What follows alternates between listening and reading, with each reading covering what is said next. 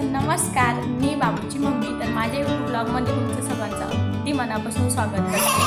आणि मी ना खूप दिवसानंतर ब्लॉग टाकते आणि इथून पुढे मी ब्लॉग कंटिन्यू पण करणार. आपण तुम्हाला सांगते, बाबू एवढा बेजार करतोय ना मला की शब्दातसुद्धा सांगू शकत नाही. बघू शकता तुम्ही, आता पण रडतोय. त्याला ना बाहेर जायचं आहे, कारण आम्ही ना गावी ना 2.5-3 महिने गावी होतो. त्यामुळे ना त्याला सारखी बाहेर फिरायची सवय लागली. त्याला कोणी पण बाहेर घेऊन जायचं किंवा तो पण मागे लागायचा पप्पाच्या, आईच्या किंवा त्याच्या मामाच्या. त्यामुळे ना त्याला खूप बाहेर फिरायची सवय लागली. ती आता एवढी जड जाती नाही किंवा शब्दात बी सांगू शकत नाही. मला एक जवळपास 3 ते 4 दिवस झाले, पण मी ना असे हैराण झाले त्याला घेऊन.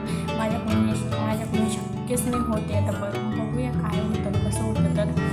तर मला खूप त्रास होतो कारण ना मी गावी असल्यामुळं घरातली कामं पण खूप घाण, म्हणजे घरं खूप घाण वगैरे झाले, भांडी वगैरे मला ते पण साफ वगैरे करायची. त्यात बाबूचं म्हणजे मला हे ना खूप डिफिकल्ट जातं हे.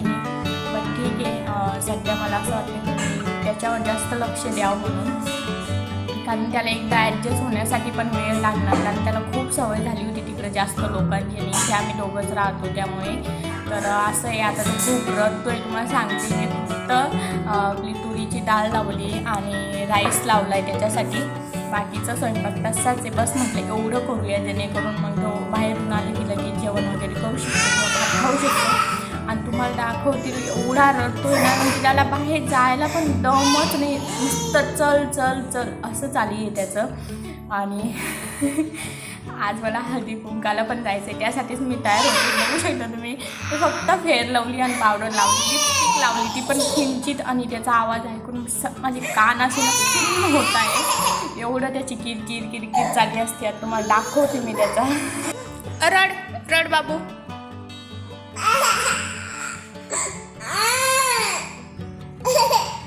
कुठं जायचं, कुठं जायचं, कुठं जायचं. बघू शकता तुम्ही, त्याच्या ना डोळ्याला अक्षरशः पाणी सुद्धा नाही आहे. बट असं किरकिर किरकिर करू करू मला त्रास देतोय तो. बाबू इकडे बघ, कुठे जायचं तुले, कुठे जायचं. किती किती किती बघू दे, किती तुला आसू आले बघू दे मला.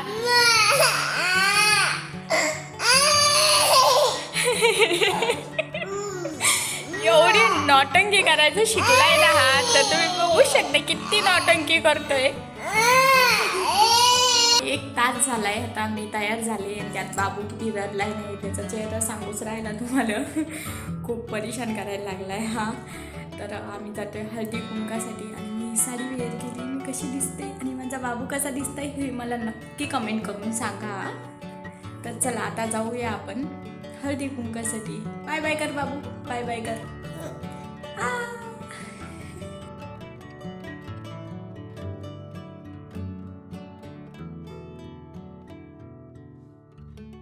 स्कूल लाईफमध्ये आणि कॉलेज लाईफमध्ये ना खूप साऱ्या आपल्या मैत्रिणी होतात.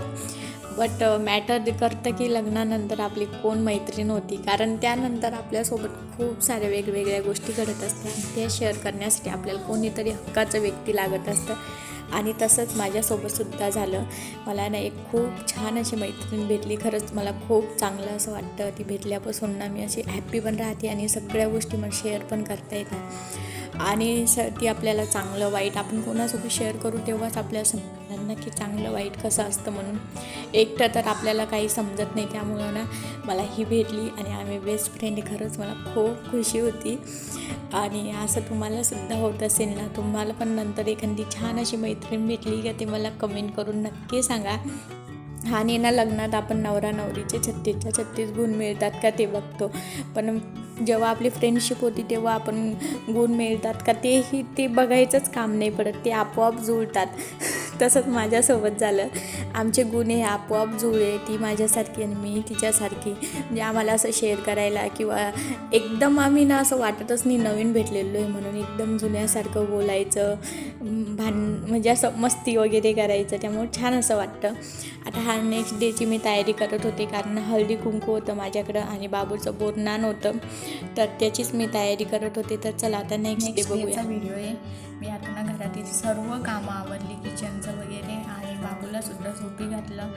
आता मला करायचे डेकोरेशन आणि त्यानंतर मग बाबू उठणार, त्याचं आवरणं, माझं आवरणं, म्हणजे सगळं काम राहिलं आहे माझं. फक्त मी डेकोरेशनचं सामान आणून ठेवेल आहे, बाकी आता डेकोरेशन करणं, रांगोळी वगैरे सगळं करायचं आहे. मला तर समजत पण नाही मी सुरुवात कुठून करू म्हणून. आणि बाबू आय थिंक मला असं वाटतं की आज हाफ हवरमध्येच उठून बसेल, कारण ज्या दिवशी मला असं वाटतं त्यानं जास्त झोपावं त्या दिवशी तू लगेच उठून बस. सगळ्यात मोठा प्रॉब्लेम हा आहे की बाबू डेकोरेशन ठेवतो का नाही, कारण त्याला ना सगळं ओढणं, हिचा काचं खूप आवडते. तर बघूया आता काय काय होतं म्हणून. त्यासाठी ना पुढे ब्लॉग नक्कीच कंटिन्यू करा. क्यूट आणि किती शांत असं झोपला आहे. कोणी म्हणन का हा मुलगा जागी असताना आहे ना मला आहे ना म्हणजे माझ्या नाकी नऊ आणून ठेवतो आणि तो आता शांत झोपला आहे. घरात ना टाचन पडन एवढा आवाज येईन, असं एवढं शांत वातावरण झालं आहे घरातलं हा माझा कार्टून झोपल्यानं. तर चला आता बाबूला आपण झोपू देऊया आणि मी माझ्या पुढच्या कामांना लागते. तर सगळ्यात अगोदर मी घेतली रांगोळी काढण्यासाठी, बट मला काही काढता येत नाही बरं का. ही यूट्यूब आणि इंस्टाची शॉर्ट बघितला होता मी, त्यातूनच मी ही सिलेक्ट केली होती आणि तीच मी काढायला घेतली. पटापट अशी काढून घेतली. आता कमेंटमध्ये तुम्ही सांगा की छान जमली की नाही जमली. त्यानंतर बाबू इथेच झोपलेलं होता, त्यामुळे मी ना खूप स्लोली डेकोरेशन करत होते, जेणेकरून त्याला आवाज जाऊ नये आणि तो उठू नये म्हणून. कारण माझं डेकोरेशन होईपर्यंत उठू नये हाच माझं सगळ्यात इम्पॉर्टंट महत्त्वाची गोष्ट होती. त्यामुळे मी खूप शांततेत करत होते. राहू त्याला झोका वगैरे पण द्यायची, जेणेकरून ते उठू नये. मग पटापट असं डेकोरेशन वगैरे करून घेतले. फक्त थोडीशी धावपळ झाली माझी, कारण ना मी आतमध्ये जाण्याचा दरवाजा बंद केलेला होता, तर मला बाहेरून जो किचनमध्ये जाण्याचा दरवाजा आहे तिकडून जास्त जावं लागलं त्यामुळे. बट असो, चला आता मी ना तुमच्यासोबत डेकोरेशनचा व्हिडिओ शेअर करते.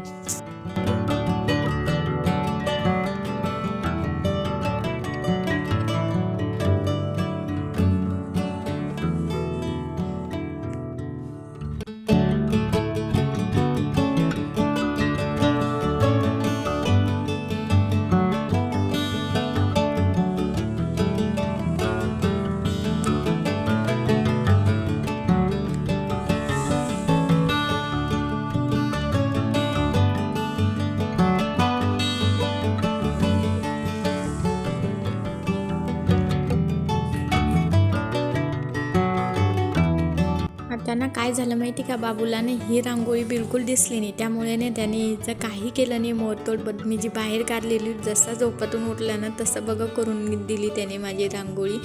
खूप आगाव आहे त्याने. आता तरी मी तुम्हाला एवढीच दाखवली, बट त्याने ना नंतरनंच पूर्णच करून दिली. मग शेवटी म्हटलं जाऊ द्या. त्यानंतर बघा तो झोपातून उठला. आता न्यू गेटअप दाखवते.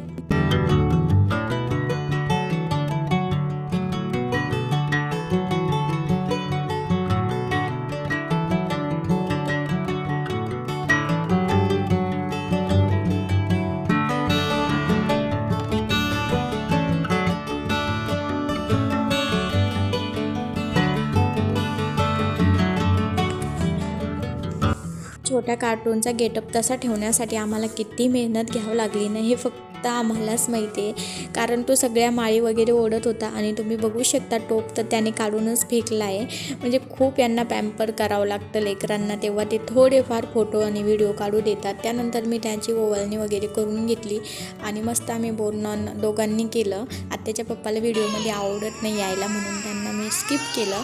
त्यानंतर बघा बाबू म्हणजे खूप परेशान होत होता तो, आणि त्याचं ना एकच चालू असतं ते म्हणजे ना मला गाडीवर घेऊन चला. बिचाऱ्याला काय गाडीचा नाद आहे तेच कळना झालं मला.